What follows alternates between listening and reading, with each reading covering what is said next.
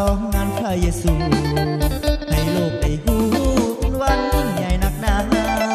พระเยซูคริสต์ได้ลงมาเกิดประทานสิว่าให้เฮาหลุดพ้นอาญาจะนำไปสู่เส้นสายขอบคุณพระองค์ที่ให้ได้มีวันนี้เป็นวันที่แสนดีวันเป็นปรีสุดแสนปรีดาให้เฮาได้วันยิ่งใหญ่ทั่วทั้ง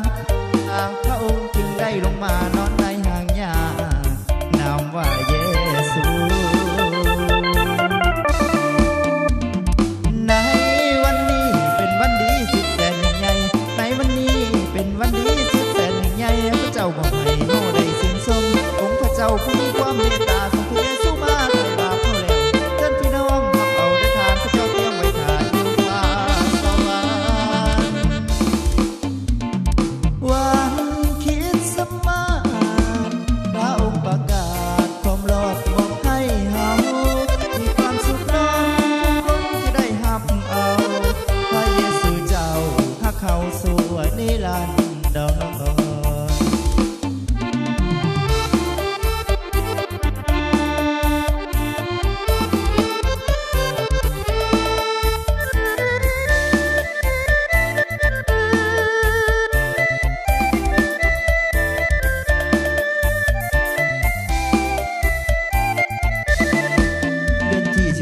พากันฉลองงานพระเยซูให้โลกได้รู้เป็นวันยิ่งใหญ่นักหนาพระเยซูคริสต์ได้ลงมาเกิดประทานสิว่าให้เฮาหลุดพ้นอาญาจะนำไปสู่เส้น